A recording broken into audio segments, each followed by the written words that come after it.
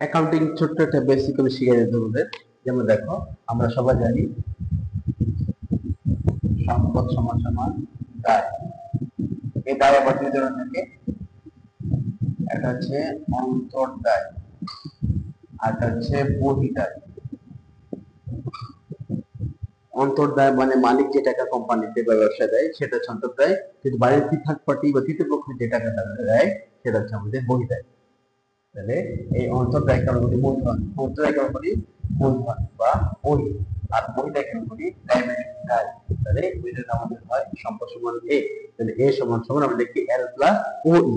এই তোমরা এটা শিখছিলা। তাহলে এটা হচ্ছে কি এ সমান সমান এল প্লাস ও ই, মানে সম্পদ সমান সমান দায় প্লাস মালিকের সত্ত্ব।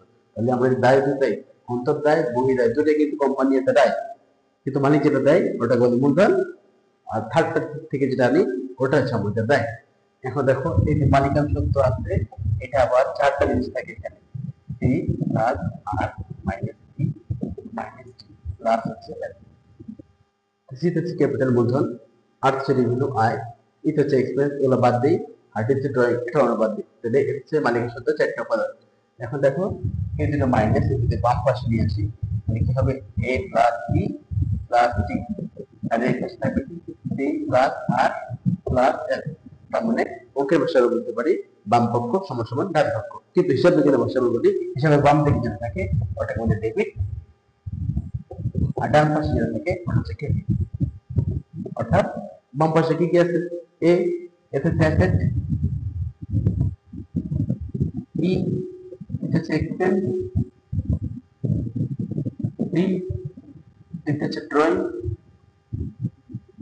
তার মানে সম্পদ ব্যয় উত্তোলন সবসময় ডেবিট, যতই বাড়তে থাকবে ডেবিট হতে থাকবে, যতই কমবে এটা উল্টা হয়ে যাবে, ক্রেডিট হয়ে যাবে। আর এই পাশে কি আছে, সি ক্যাপিটাল, আর রেভিনিউ, এল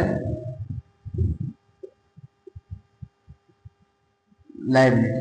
অর্থাৎ মূলধন, আয়, দায়, এর সবসময় ক্রেডিট, যতই বাড়তে থাকবে ততই ক্রেডিট হবে, কিন্তু কমে গেলে ডেবিট হয়ে যাবে। এই ছয়টা আইটেম মনে রাখলে এমন কোনো যাবে নাই যে তুমি পারবে না। এই ছয়টা আইটেম দিয়ে তুমি যাবে করতে পারবা, র্যাবিল করতে পারবা, প্রতিদিন করতে পারবা, সবই করতে পারবা। এটা হিসাব বিজ্ঞানের মূল ভিত্তি। এখানে আল্লাহ হাফেজ।